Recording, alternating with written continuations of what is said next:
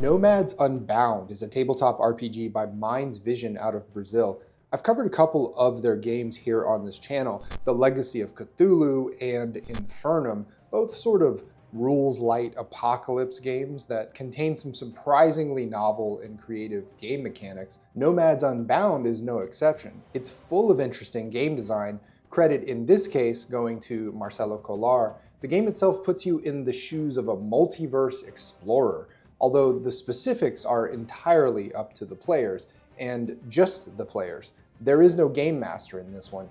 All the players take turns leading the narration and use an extensively developed oracle based on a deck of cards to make decisions on details. What I realized by the end of reading the 3 books that make up this game so far is that it is probably the best way to do a multiverse RPG.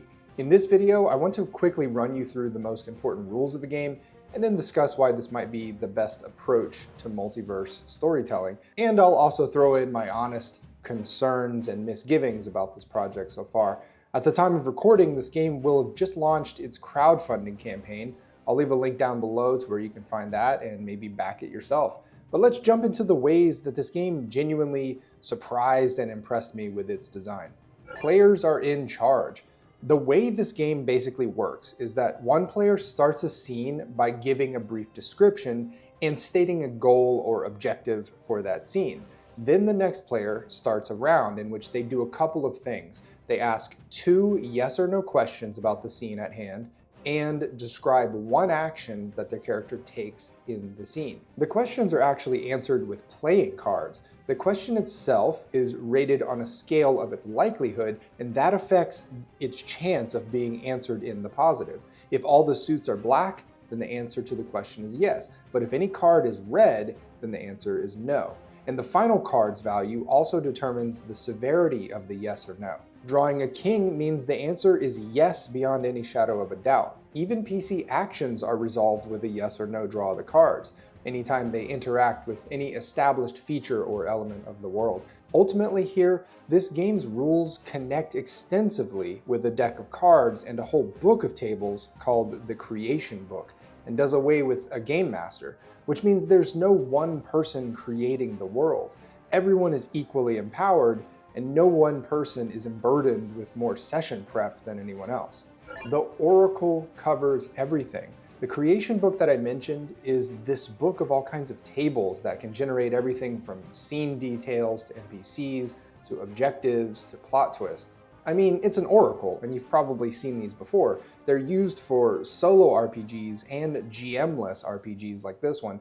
I think the most notable feature here, though, is that this is a bespoke oracle for this game that is keyed to a deck of cards. And not just that, it's got parallel universes in mind. And not just parallel universes, ones from this particular multiverse, which contains creatures like hollow spawns, which are these entities that you can strike a deal with, but they're like devil's bargains. There is still combat. Surprisingly, a game that is this narrative heavy still manages to have a combat system. In a nutshell, combat starts anytime a character attacks another character. Each weapon has a strength value, and each character being attacked has a protection value. If the cards drawn indicate that a hit does land, then the target loses life points equal to the attacker's weapon's strength minus the target's own protection value. However, they will always lose a minimum of 1 life point no matter what their protection value is. If you draw a face card as the attacker, then the strength of that attack increases by 5. Once a character's life points reach 0, they are incapacitated in some way and out of the fight. Turn order works by all of one side having their turn, then all of the other side.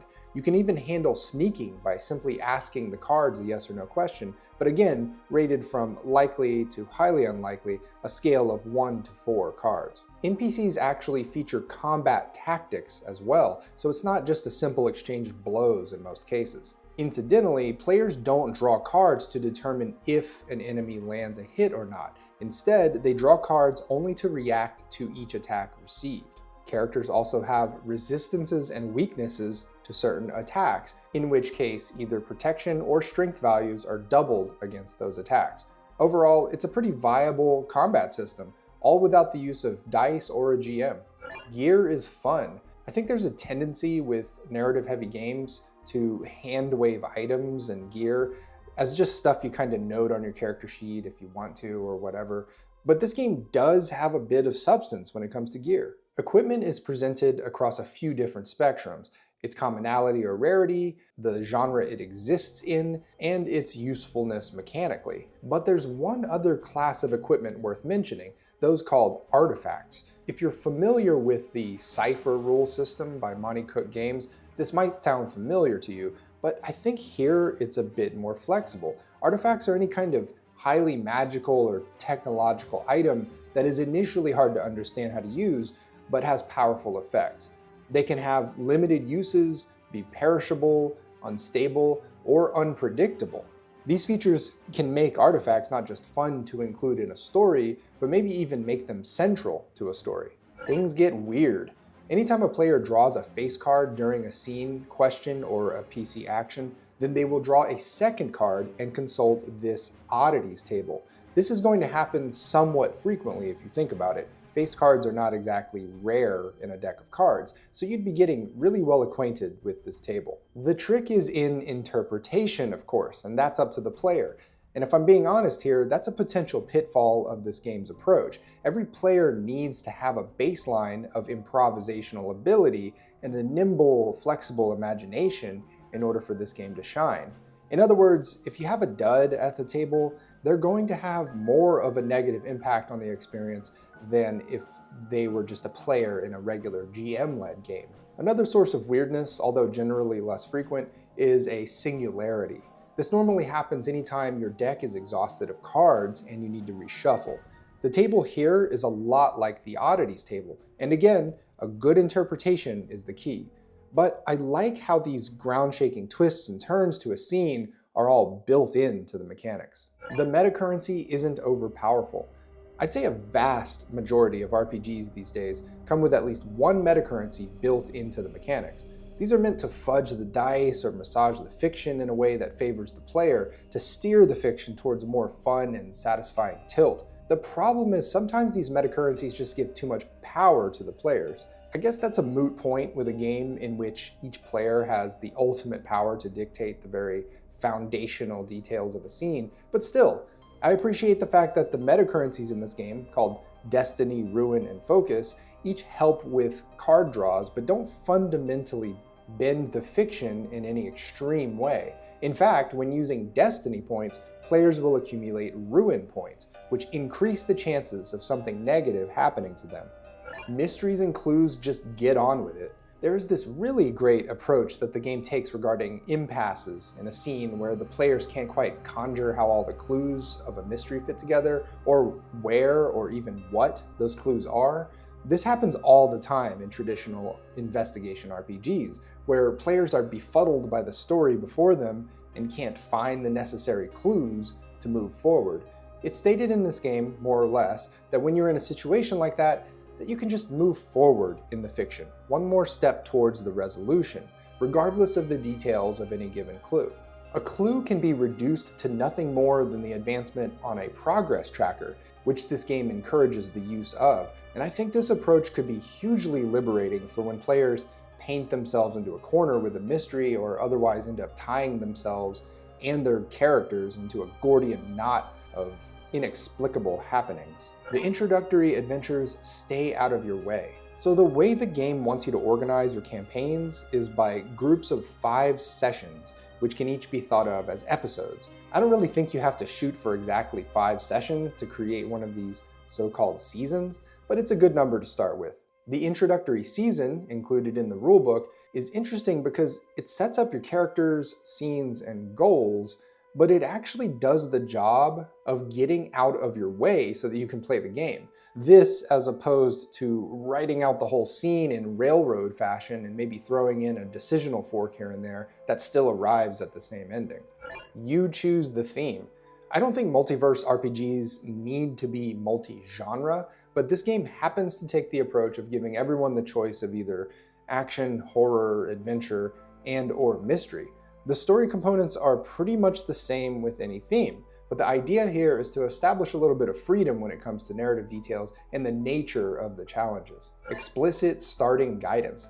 So between the 3 books that I read, which have a total page count of about 300 pages, I'd say a sizable little chunk of it is devoted to helping you run your first game as a group, which is very important, I think, for a game that ventures a little outside the norm. In this case, you have a game that is meant for unguided multiplayer play, is heavily narrative, and includes any genre or setting that you want. So it's nice to have the guidance on how to actually get started.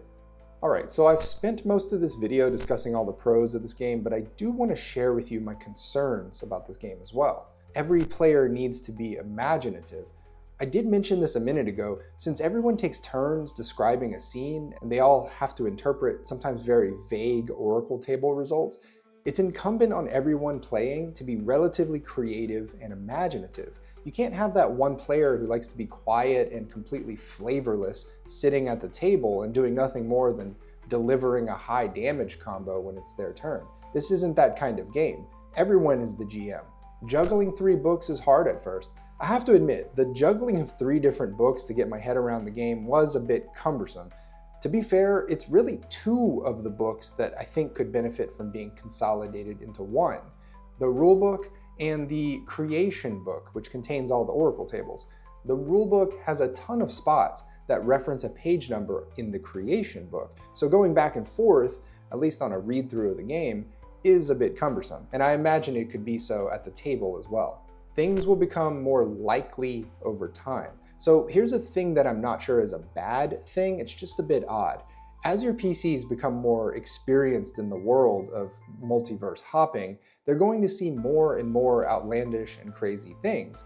And as that happens, their perception of what is likely versus unlikely will change. Remember, if a question about a scene in this game is more likely to occur, you draw fewer cards to answer it and thus have a higher chance of it being a yes. Which is to say, as the PCs see more and more crazy things, they sort of empower the player to deem outlandish details to be more and more likely. So in a way, the game becomes easier, or at least the narrative authority of the player increases as the soft narrative experience of their characters increase. I just find this a very curious feature of the game. So yeah, that's Nomads Unbound so far. I haven't discussed a few other aspects of this game, such as mapping out a new universe using a simple hex crawl system, or keeping track of NPCs important to the story, or the factions involved in the setting, of which there is at least one major one. I just wanted to cover the absolute biggest highlights of this game as I see it, and note the fact that I think that this is probably a better approach to multiverse role-playing than the only other multiverse RPG I've ever played, Fluxfall Horizon, which I actually wrote and kickstarted myself. Fluxfall used a pretty standard powered by the apocalypse rules framework that was ultimately kind of limiting compared to this more narrative and GM-free approach. I'll be the first to admit it, I think the game design here just fits the infinite possibilities of multiversal travel better. That, as long as you're at the table with some very creative players. Thanks as always for watching. I'll see you in the next one.